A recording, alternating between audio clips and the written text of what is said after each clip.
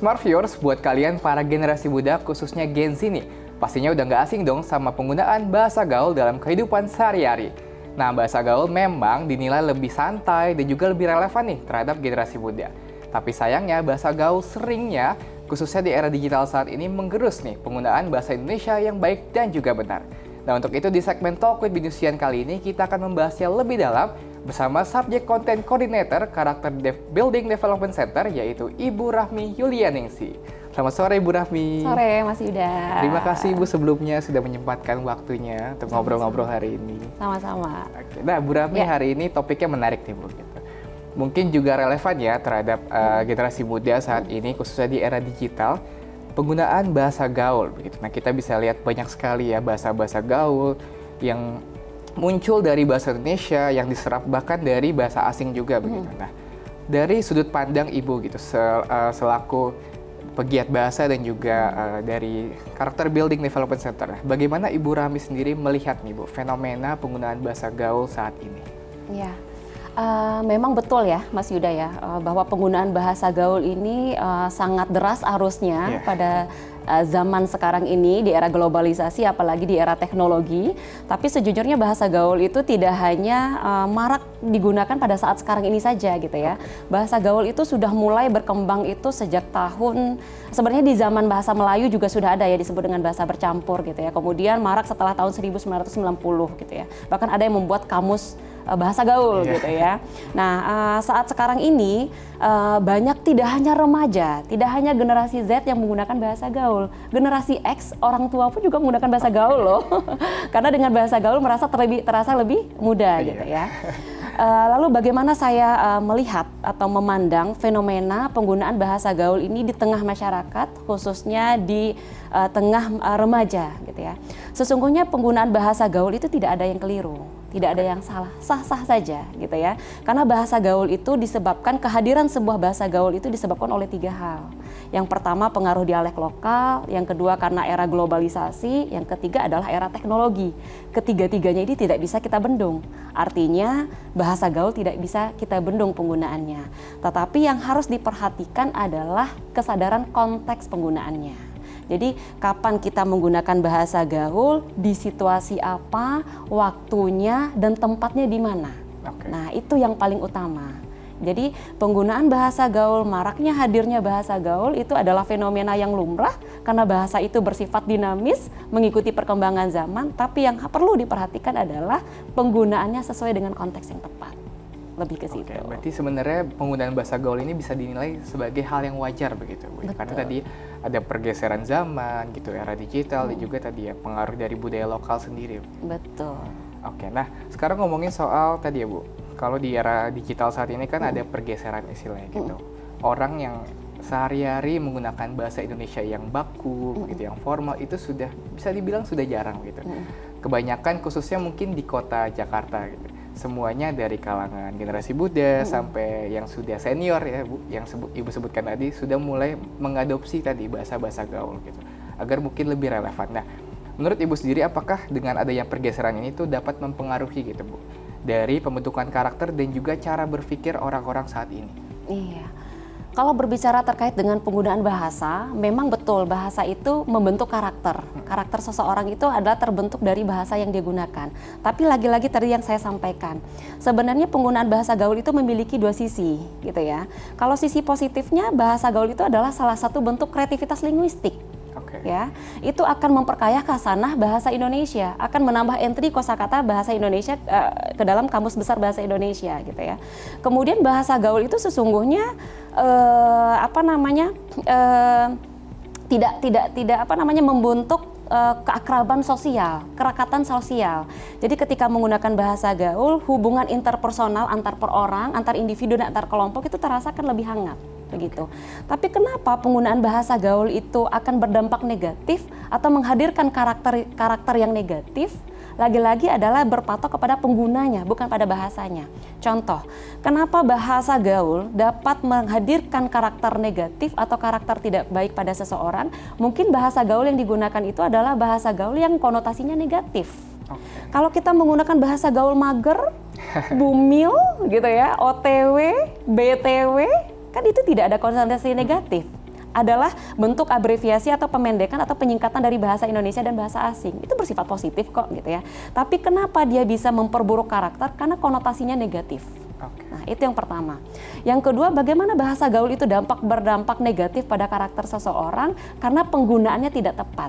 Perlu kita pahami bahwa ragam bahasa itu ada ragam bahasa formal, ada ragam bahasa informal atau tidak formal. Ada ragam bahasa baku dan tidak baku.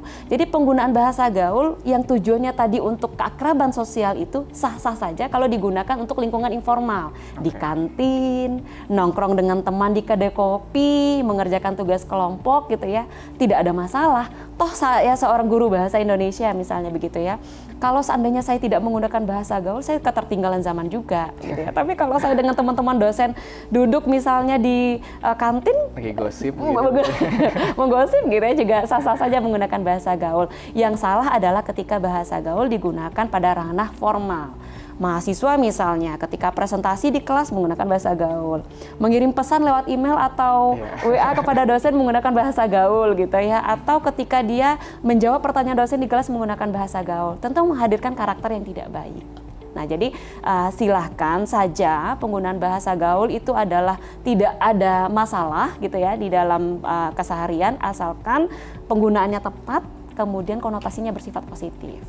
Begitu, Mas Yuda. Nah, tadi menarik ya Bu. Nah, kita ada hubungannya juga nih dengan pertanyaan selanjutnya yang ngomongin soal penggunaan bahasa gaul dalam konteks akademik. Seringkali nih ditemukan, khususnya percakapan antara mahasiswa dan dengan dosen gitu. Entah itu langsung, entah itu di kelas, ataupun melalui media sosial gitu, contohnya WhatsApp. Seringkali mahasiswa menggunakan bahasa gaul itu atau membawa bahasa tongkrongan itu ke dalam ranah akademik. Nah, menurut Ibu sendiri, mengapa demikian gitu kan? Kita bisa temukan kalau kadang ada mahasiswa yang chat dosennya, entah itu lewat WhatsApp ataupun email menggunakan bahasa yang istilahnya kurang sopan gitu, kurang baik dan juga kurang tepat. Nah, mengapa demikian Bu? Dan apakah memang ada indikasi yang mencerminkan kalau tadi menurunnya sikap profesional atau tidak pahamnya untuk menempatkan situasi oleh mahasiswa tersebut?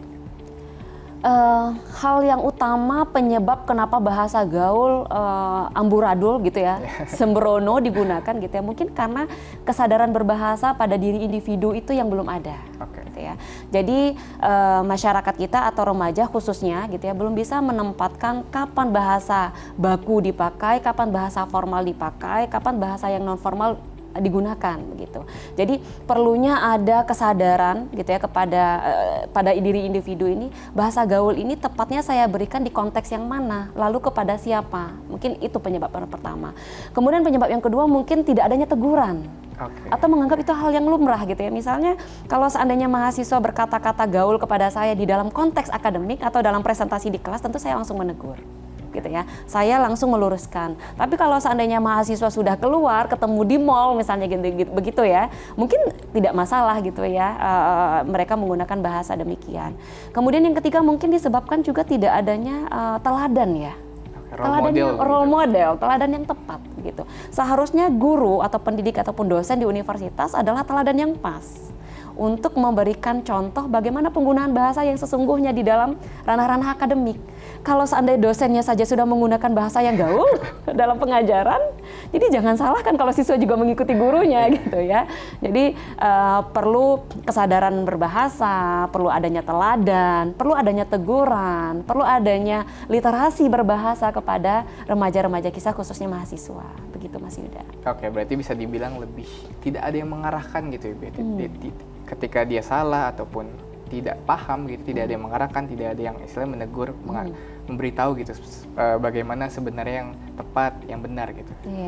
Oke, nah tadi Ibu juga sempat bilang kan kalau sebenarnya ya generasi muda ataupun ya orang secara general itu butuh role model gitu, khususnya di dalam lingkup pendidikan gitu. Nah, bagaimana sih Bu sebenarnya di era saat ini kampus gitu sebagai institusi pendidikan perguruan tinggi itu bisa beradaptasi gitu, maupun di ruang kelas tadi ya dosennya istilahnya tetap menggunakan bahasa gaul tapi tetap istilahnya dalam konotasinya positif.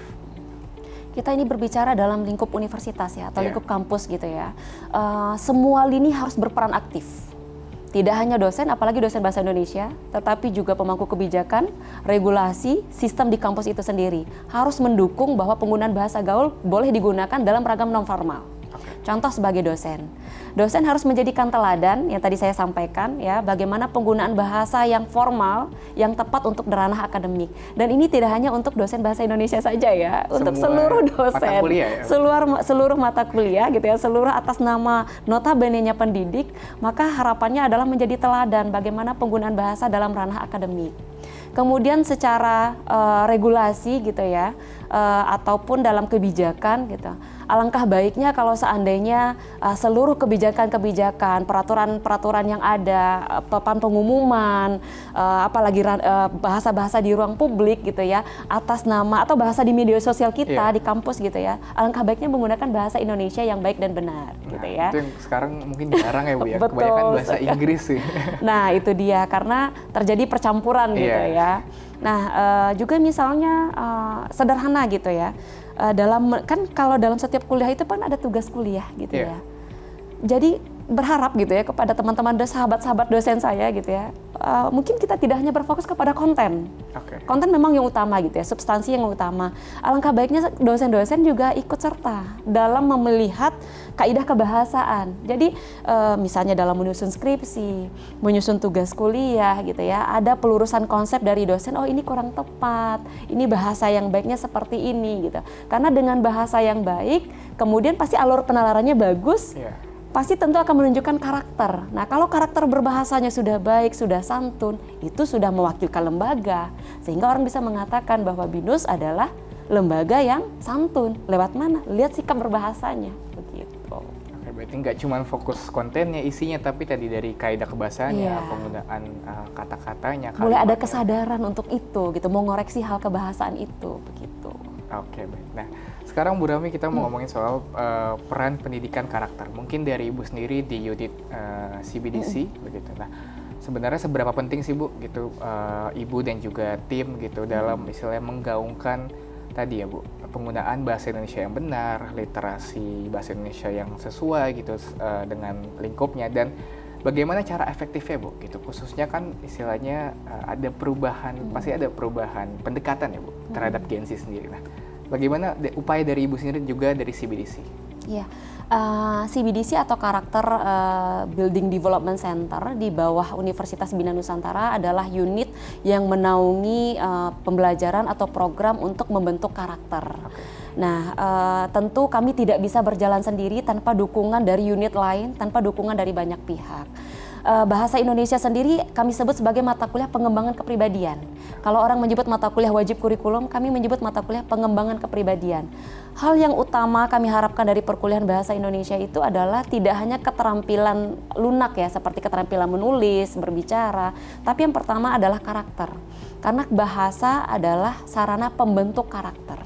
Bahkan kami di dalam konten-konten materi, ini upaya kami gitu ya, di dalam konten-konten materi pembelajaran khususnya bahasa Indonesia, pertemuan 1, pertemuan 2 itu adalah menghadirkan kesadaran berbahasa yang membentuk karakter. Bahkan karakter berbahasa itu penilaian yang utama bagi kami. Karena kami yakin bahwa sikap itu, karakter itu jauh daripada hal lainnya. Percuma kalau kita pintar tapi tidak berkarakter gitu ya. Nah, kemudian banyak program kegiatan-kegiatan yang menghadirkan pembentukan karakter lewat bahasa, salah satunya adalah program Duta Bahasa. Itu adalah program juga yang digagas oleh CBDC. Program Duta Bahasa ini melahirkan tidak hanya sebagai calon pemenang Duta Bahasa dari BINUS, provinsi hingga nasional, tapi harapan kami Duta Bahasa ini adalah teladan, contoh, kemudian dia adalah katalisator gitu ya, yang menyebarkan kepada teman-temannya seperti ini loh BINUSian seharusnya menjadi teladan. BINUSian yang seharusnya tidak hanya kognitifnya yang bagus, tidak hanya sikapnya yang bagus, tapi bahasanya juga baik. Nah, jadi kami berharap program Duta Bahasa ini menjadi program yang unggulan gitu ya, yang bisa menjadi pionir atau pelopor menghadirkan BINUSian-BINUSian yang berbahasa yang santun. Banyak lagi ya, ada local culture yang digagas oleh CBDC gitu ya. Tapi lagi-lagi CBDC hanyalah center yang tidak bisa bergerak sendiri kalau tidak didukung oleh banyak pihak di BINUS ini untuk membangun karakter lewat bahasa itu. Oke, berarti bisa dibilang kalau sebenarnya bahasa itu salah satu fondasi utama gitu dalam Betul. pembentukan karakter. Sangat. Kan kita bisa menilai seseorang dari bahasanya, bukan? Iya. Oke, baik. Nah, itu dia Smartviewers kurang lebih pembahasan terkait penggunaan bahasa gaul di kalangan Gen Z dan juga bagaimana seharusnya kita bisa menempatkan penggunaan bahasa gaul dan juga bahasa formal di situasi dan kondisi yang tepat. Terima kasih banyak Ibu Rami sekali Sama-sama lagi. Mas Yuda, terima kasih semua. Oke, baik. Smart Viewers, jangan kemana-mana dulu ya, karena sebentar lagi kita akan kembali hadir dengan berita menarik lainnya. Jadi stay tune di Jurnal Pinesian.